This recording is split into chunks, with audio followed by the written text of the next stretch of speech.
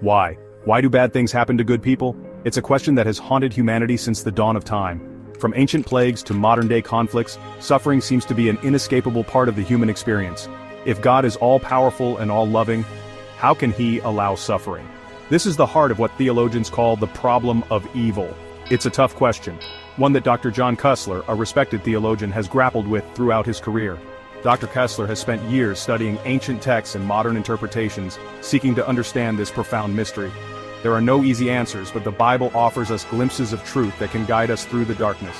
The Bible doesn't shy away from suffering. It doesn't offer simplistic explanations or pat answers. Instead, it presents us with raw, honest accounts of pain and loss. Take Job, for instance. He was a righteous man, blessed with wealth and family. Then tragedy struck. He lost everything. Job pleaded with God, demanding to know why, but the answers weren't clear. Job's story reminds us that sometimes we don't get answers. Sometimes the pain is simply there, a heavy weight on our hearts. But even in the absence of answers, we can cling to the truth that God is present. He sees our pain, he hears our cries, and he walks with us through the valley of the shadow of death. In our darkest moments, we are not alone. The presence of God offers a glimmer of hope, a light in the overwhelming darkness. While we may not understand the reasons for our suffering, we can find solace in the knowledge that we are seen and loved by our Creator. This truth doesn't erase the pain, but it can provide the strength to endure it. It can help us to keep moving forward, one step at a time.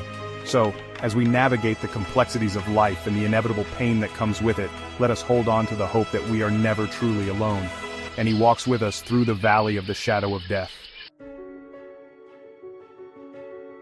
The ultimate example of God's presence in suffering is found in the person of Jesus Christ. Jesus, the sinless Son of God, willingly endured the agony of the cross. He took upon himself the weight of all human sin and suffering. Think about that. God himself, in the flesh, experienced the depths of human pain. Why is this significant? Because it tells us that God is not distant or detached from our suffering. He knows our pain intimately.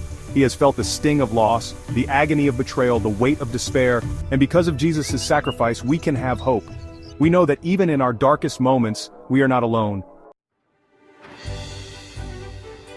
The existence of sin and brokenness in the world is undeniable.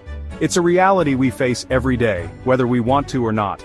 From natural disasters to human cruelty, the evidence of a fractured world is all around us. We live in a world marred by pain, where suffering seems to be an inevitable part of the human experience. But even in the midst of suffering, we can find glimmers of hope, moments that remind us of the resilience of the human spirit. These glimpses of a greater purpose can be like beacons of light in the darkest of times. Suffering can refine us like gold tested in fire. It can strip away the superficial and reveal what truly matters. It can draw us closer to God as we learn to rely on his strength and wisdom in ways we never thought possible. When we go through difficult times, it can feel like our faith is being tested, stretched to its limits. We may question God's goodness, his love, even his existence. These are natural responses to pain and suffering, but it's precisely in these moments of doubt that our faith has the opportunity to grow stronger, to become more resilient. As we wrestle with our pain, as we cry out to God in our anguish, we develop a deeper dependence on him. This journey through suffering can lead us to a more profound understanding of his love and grace. The truth is, we may never fully understand why suffering exists in this life. It can be overwhelming and confusing, leaving us with more questions than answers. We see the pain in the world, the heartache in our own lives, and we wonder why these things happen. But we can trust that God is with us in the midst of it. In our darkest moments, when we feel most alone, his presence is a source of comfort and hope. He is there, even when we can't see him. He doesn't promise to take away our pain, but he does promise to walk with us through the fire. This means that in every trial, every hardship, we are not alone. His strength supports us, and his love surrounds us. He offers us his comfort, his strength, and his unwavering love.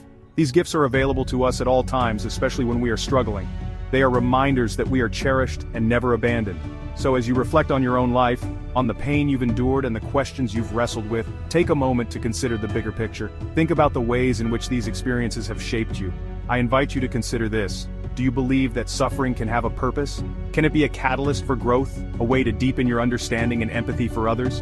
Can it draw you closer to God, refine your faith, and shape you into the person you were created to be? These are profound questions that each of us must answer for ourselves. The answer, my friend, lies within your own heart. It is a journey of discovery, one that requires introspection and faith. Trust that you are never alone on this path.